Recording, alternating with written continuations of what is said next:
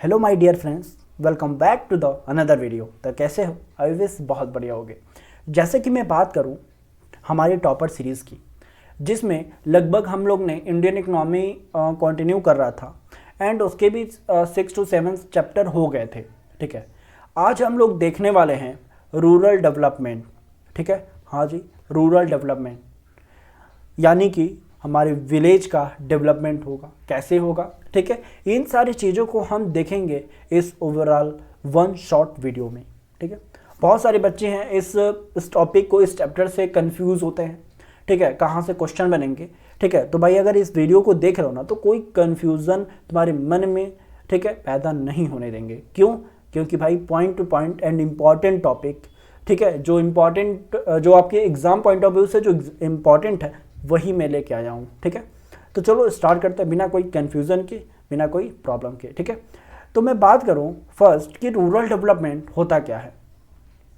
ठीक है, तो जाहिर सी बात है जो हमारी रूरल डेवलपमेंट का, ठीक है, उस पर हमारी जो सरकार है वो एक्शन प्लान करती है, यानी कि प्लानिंग करेगी और उस एरिया के अकॉर्डिंग प्लानिंग करेगी, उस रूरल एरियाज़ के अकॉर्डिंग प्लानिंग करेगी ताकि वहाँ पे ग्रोथ हो सके। ठीक है, जैसे कि हेल्थ सेक्टर है, वहाँ पे काम किया जा सके, हेल्थ को सुधारा जा सके, एजुकेशन हो गया, इंडस्ट्रियल हो गया, एग्रीकल्चर हो गया, ठीक है, कम्युनिकेशन हो गया, ट्रांसपोर्टेशन हो गया। ठीक है, इन सारे मतलब और भी सारी चीज़ें हैं, उन सारी चीज़ों पे सरकार फोकस करती है।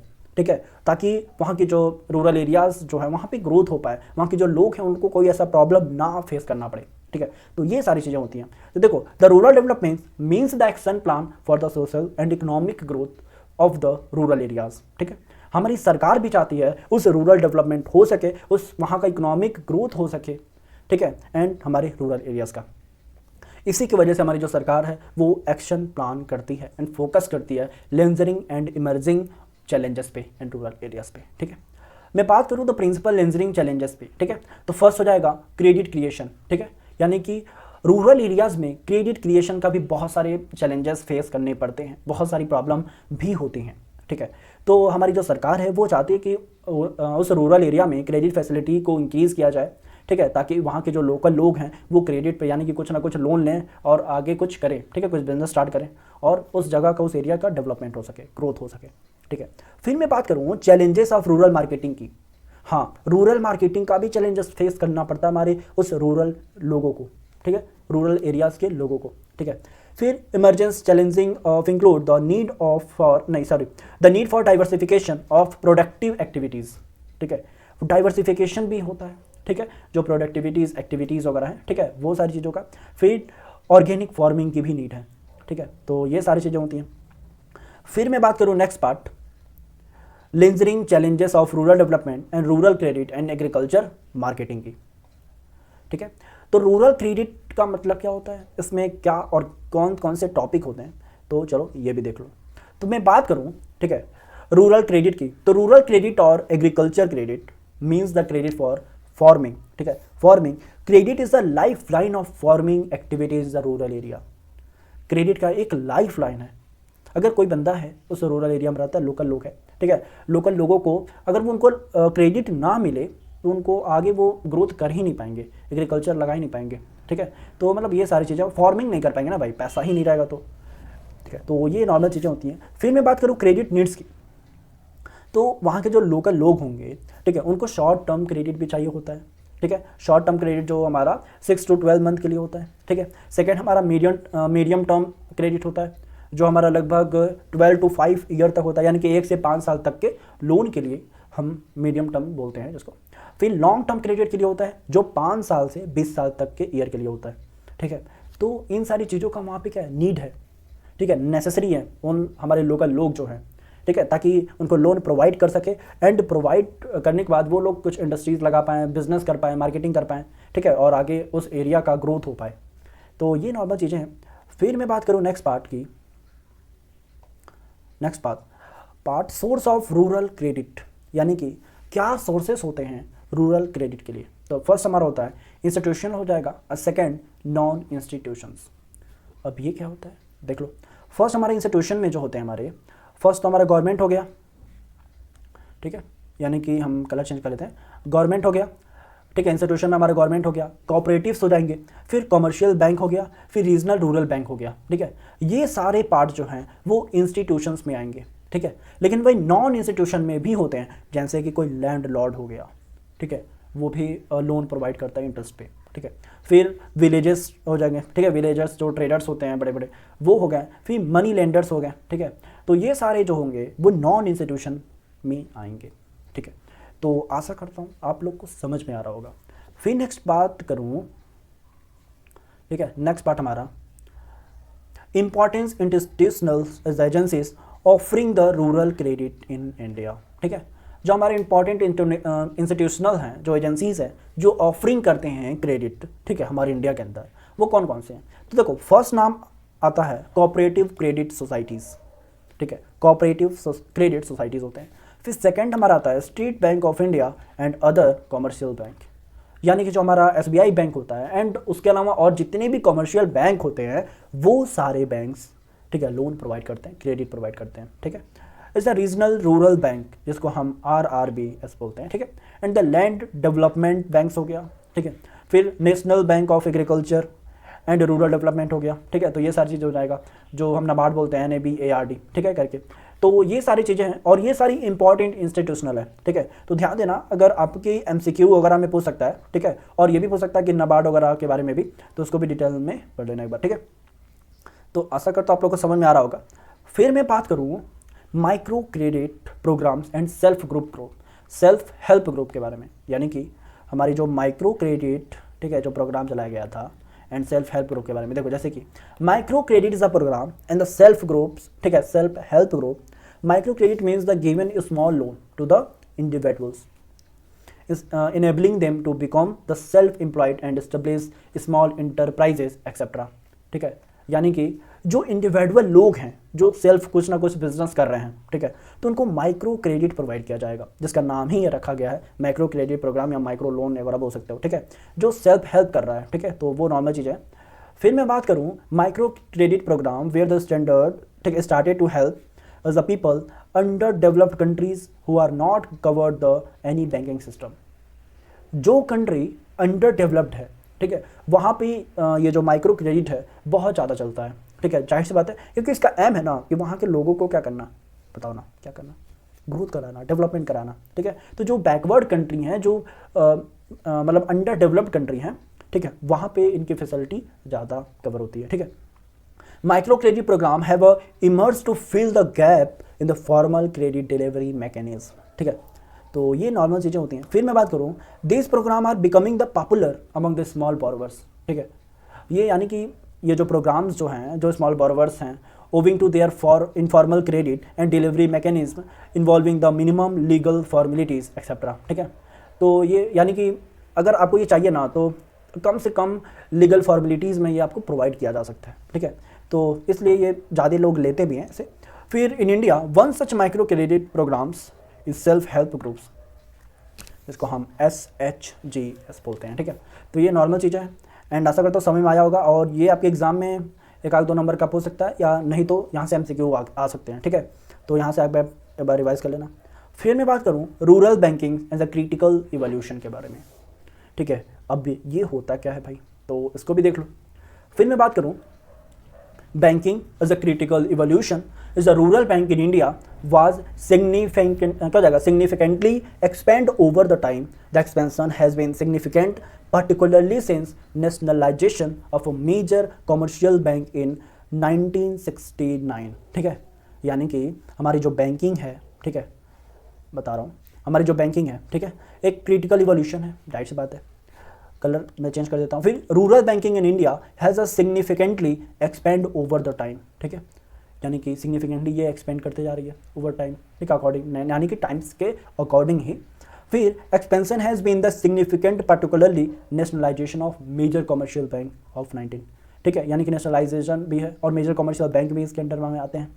फिर 1969 के अकॉर्डिंग ही फिर nationalisation of commercial bank is the market, the beginning of social banking in the rural areas, employing is the provision of the institutional credit at the moderate rates of the interest.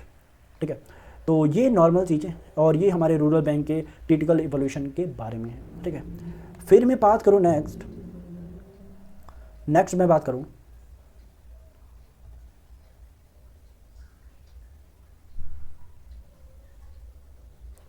हम लोग कहाँ पे थे, ठीक है, agriculture marketing and rural areas के बारे में, ठीक है, यानी कि एग्रीकल्चर मार्केटिंग क्या हो, रूरल एरिया के अकॉर्डिंग। तो after the harvesting the farmers need to assemble their the produce on the farm, process it, grade, ठीक है, नहीं sorry, grade it the package हो गया, it and the store and before it is finally brought it is a market for sale etc, ठीक है। यानी कि ये सारी चीज़ें हैं, यानी कि अगर हार्वेस्टिंग के बाद जो फार्मर है उनको नीड होता है कि वो असेंबल करें, और असेंबल करें, फिर जो प्रोड्यूस करें, जो भी फॉर्म्स हैं, जो भी प्रोसेस हैं, फिर उसको ग्रेड पे, फिर पैकेजिंग वगैरह करें, फिर स्टोर करने के पहले, ठीक है, जो भी फाइनली मार्केट वगैरह है, ठीक है, मार्केट के अकॉर्डिंग वो सेल करेंगे, ठीक है। तो ये चीज़ें हैं agriculture to market agriculture marketing in rural areas के अकॉर्डिंग। फिर मैं बात करूँ, agriculture marketing include all this process between the harvesting and final sale of the produce by the farmers, ठीक है। फिर मैं बात करूँ, agriculture marketing may be defined as a process of that involve, ठीक है। तो ये चीज़ होती है। फिर मैं बात करूँ इसमें, ये हमारे चारों 5 to 6 पॉइंट है, जिसमें हमारा फर्स्ट हो जाएगा gathering to produce after the harvesting, ठीक है, हार्वेस्टिंग के बाद ही हम प्रोड्यूस कर पाएंगे, नॉर्मल सी बात है। प्रोसेस द प्रोड्यूस फिर like separating the straw from the grains, ठीक है, ठीक है, यानी कि हम उसको सेपरेट करते हैं, जो भी स्ट्रॉ होता है एंड ग्रान्स होते हैं। फिर मैं बात करूँ, फिर grading the produce according to quality, हम क्वालिटी के अकॉर्डिंग हम उसको प्रोड्यूस करेंगे, फिर ग्रेडिंग करेंगे। फिर packaging the produce according to buyers and preferences हो जाएंगे, ठीक है। फिर मैं बात करूँ, storing the produce for future sale, future sale के लिए हम कुछ स्टोर भी करेंगे। नेक्स्ट मैं बात करूँ, selling the produce when the price is lucrative, ठीक है। तो ये हमारे नॉर्मल चीज़ें हैं जो आप लोग को समझ में आ रहा होगा। फिर मैं बात करूँ, major initiated by the government to improve the marketing system, यानी कि ये मेजर इनिशिएटेड क्या हुआ, किसके अकॉर्डिंग हुआ, गवर्नमेंट के अकॉर्डिंग हुआ, और जो इम्प्रूव हुआ है ना मार्केटिंग सिस्टम, तो उसके बारे में हम देख लेते हैं। फर्स्ट हमारा हो जाएगा, ठीक है, रेगुलेट मार्केट्स, ठीक है, यानी कि रेगुलेटेड मार्केट्स हो जाएगा, जिसमें हमारे पेन को थोड़ा सा ले लेते हैं, चेंज कर लेते हैं। Regulated marketing have been the established where sale and purchase of the produce is the monitoring, ठीक है, monitored by the market committee हो गया, comprised by the representatives of the government, farmers and the traders हो गए, ठीक है। तो ये ओवरऑल रेगुलेटेड मार्केट्स के अकॉर्डिंग होते हैं, ठीक है। फिर मैं बात करूँ वहीं प्रोविज़न ऑफ फिजिकल इंफ्रास्ट्रक्चर के बारे में, ठीक है, जिसमें physical infrastructure include the transport facility, store facilities and processing unit and फिर क्या हो जाएगा, बेटर ट्रांसपोर्ट हो गया, बेटर ट्रांसपोर्ट फैसिलिटी हो गया, लाइक रोडवेज हो गए, railways enable to farmers to the sell their the produce to locations offering the equitable price पे, ठीक। तो ये हमारे फिजिकल इंफ्रास्ट्रक्चर हो जाएंगे, ठीक है, यानी कि प्रोविज़न हो जाएंगे हमारे फिजिकल इंफ्रास्ट्रक्चर की, ठीक है। फिर मैं बात करूँ वहीं नेक्स्ट मैं बात करूँ कंपैरेटिव एग्रीकल्चर मार्केटिंग सोसाइटीज़ की, ठीक है, comparative agriculture marketing societies. The government is encouraging the formation of cooperative agriculture marketing societies, यानी कि गवर्नमेंट भी इन्वॉल्व है इस एग्रीकल्चर मार्केटिंग सोसाइटीज़ का अकॉर्डिंग, ठीक है, क्योंकि कोऑपरेटिव है ना। फिर as a member of this societies of farmer find themselves better bargaining, ठीक है, क्या जगह bargainers in the market and getting better price of the produce through the collective sale, ठीक है। तो ये चीज़ हो जाएंगे। फिर मैं बात करूँ पॉलिसी इंस्ट्रूमेंट की, तो दिस इंक्लूड 3 कंपोनेंट। फर्स्ट हमारा हो जाएगा मिनिमम सपोर्ट प्राइस, फिर हमारा हो जाएगा मेंटेनेंस ऑफ बफर स्टॉक, जैसे व्हीट हो गया, राइस हो गया, कोऑपरेटिव इंडिया हैज, फिर सेकंड हो जाएगा डिस्ट्रीब्यूशन ऑफ फूड ग्रांट्स हो जाएंगे through the public distribution system, PDS जिसको हम कहते हैं। फिर MSP is accuracy of the farmer that their the produce would be purchase by the government at the specified price etcetera, ठीक है। तो ये नॉर्मल चीज़ें हैं, ठीक है, पॉलिसी इंस्ट्रूमेंट के अकॉर्डिंग। फिर मैं बात करूँ नेक्स्ट की,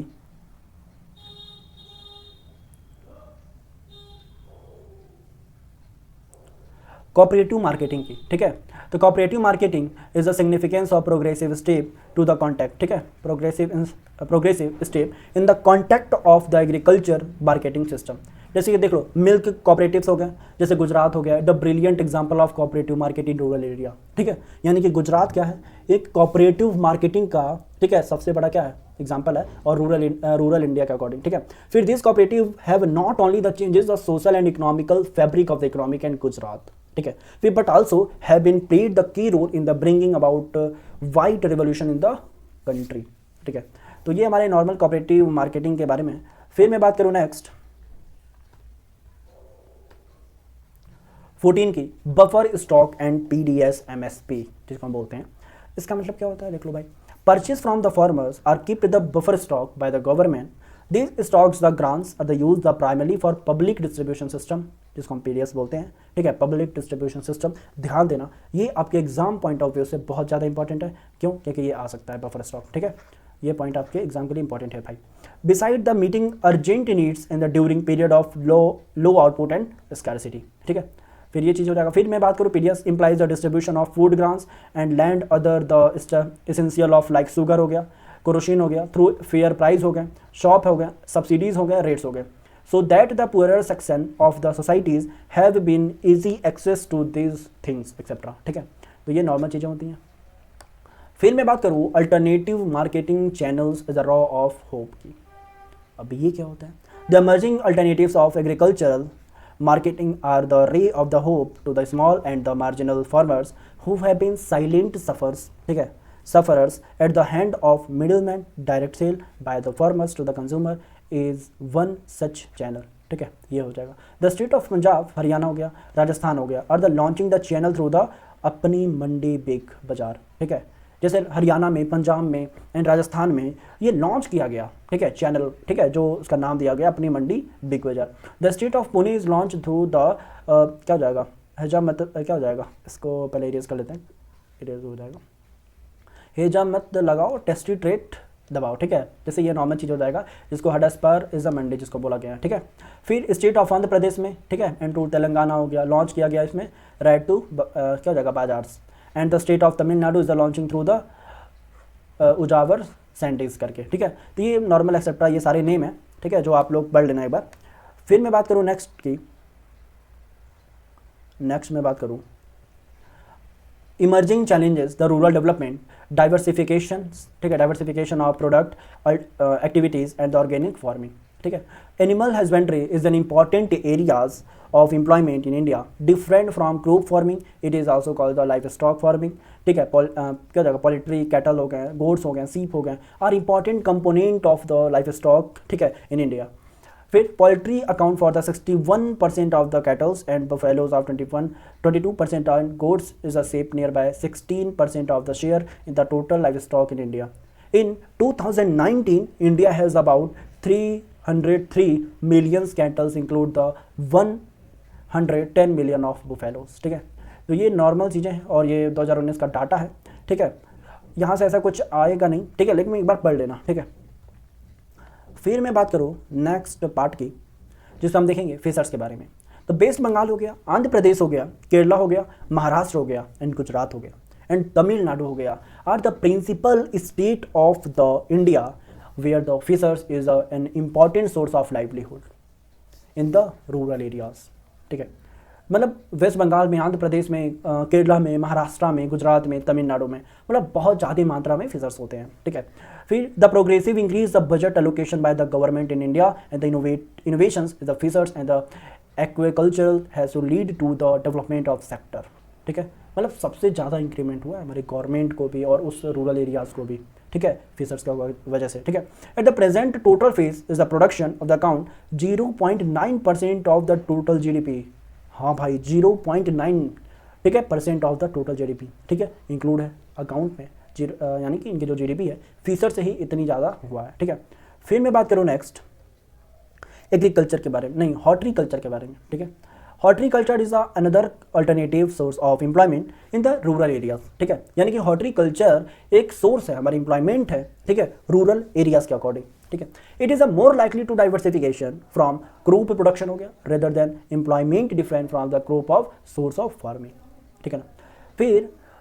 फिर मैं बात करूँ ICBO horticulture crop include the fruits हो गए, वेजिटेबल्स हो गए, फ्लावर्स हो गए, सेवरल अदर्स, ठीक है, over the time has been the क्या जगह substantials of the increase area under the horticulture countries are the third employment of the value of agriculture output 6% of the GDP of India, ठीक है, इनकी 6% of GDP है, ठीक है। तो ये नॉर्मल चीज़ें हैं हमारे इंडिया के लिए जो एक और सोर्स है, ठीक है, सोर्स ऑफ इनकम है हॉर्टिकल्चर रूरल एरिया के अकॉर्डिंग।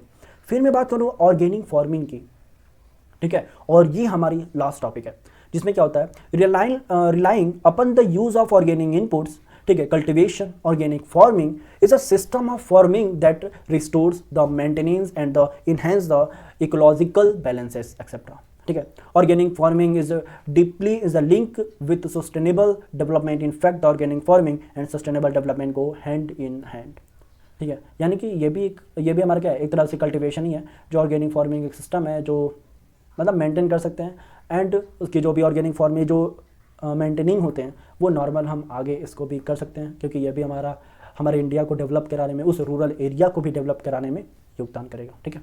तो ये नॉर्मल चीज़ें हैं।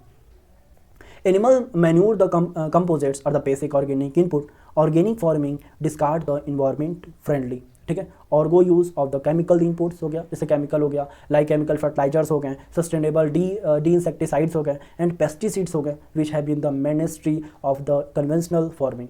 It is important to note the chemical input entire the food supply, फिर penetrate the water sources, harm the livestock, depleted the soil and devastate the natural ecosystem, ठीक है। तो ये नॉर्मल चीज़ें। फिर मैं बात करूँ आगे, फिर मैं बात करूं ऑर्गेनिक फार्मिंग की, ठीक है, और ये हमारे इस चैप्टर का आखिरी टॉपिक है, ठीक है, जिसमें क्या होता है, relying upon the use of organic input of cultivation, ठीक है। जो ऑर्गेनिक इनपुट्स होते हैं उसको हम यूज़ करते हैं, ठीक है, नॉर्मल फॉर ऑफ कल्टीवेशन। फिर organic farming is a system of farming that restore, यानी कि ऑर्गेनिक फार्मिंग जो होता है एक सिस्टम है, ठीक है, जो रिस्टोर करता है। फिर maintain the enhance the ecological balance, जो हमारे इकोलॉजिकल बैलेंस होते हैं उसको इन्हेंस करना, ठीक है, उसको इंक्रीज करना, ये हमारी ऑर्गेनिक फार्मिंग के अकॉर्डिंग होता है। Organic farming is the deeply link the sustainable development, यानी कि हमारी जो ऑर्गेनिक फार्मिंग होती है वो टोटली एंड डीपली लिंक्ड होती है सस्टेनेबल डेवलपमेंट कराने में, ध्यान देना, ठीक है। In fact of organic farming and sustainable development को go hand in hand etcetera, ठीक है। तो ये नॉर्मल चीज़ें हैं। फिर मैं बात करूँ एनिमल मैन्यूर द कंपोजिट्स और द बेसिक ऑर्गेनिक इनपुट्स, ठीक है। जो हमारा एनिमल्स होते हैं वो मैन्यूर्स कंपोस्ट होते हैं, ठीक है, जो हमारे बेसिक ऑर्गेनिक इनपुट्स होते हैं। फिर मैं बात करूँ organic farming discard the environmental friendly होता है, और use of chemical inputs like the chemical fertilisers हो गए, सस्टेनेबल डी इंसेक्टिसाइड्स हो गए, पेस्टिसाइड्स हो गए, which have been the ministry of the conventional farming हो गए, ठीक है। It is important to note that chemical input is the entire the food supply, ठीक है, and its penetrate the water sources हो गए, फिर हार्म द लाइफ स्टॉक हो गए, ठीक है, ये सारी चीज़ें होती हैं। फिर deplete the social and devastate the natural ecosystem, ठीक है। तो आशा करता हूँ ये वीडियो आपको समझ में आया होगा और ये पूरे हमारे टॉपिक समझ में आ ही गए होंगे, ठीक है, और ये भी तुम्हारे एग्ज़ाम पॉइंट ऑफ व्यू से ना ये इंपॉर्टेंट है बिल्कुल, ठीक है। तो आशा करता हूँ समझ में आ गया होगा। अगर भाई समझ में आ गया तो हमारे इस चैनल को सब्सक्राइब करो, लाइक करो, जो भी सजेशन है, जो भी कमेंट करना, कोई क्वेरीज है, कोई क्वेश्चन भी है तो भाई तुरंत आप कमेंट करो, ठीक है, मैं देखते ही रिप्लाई करूँगा, ठीक है। तो आज के लिए हम इतना ही, और फिर मिलते हैं हम नेक्स्ट वीडियो में। Okay, bye bye.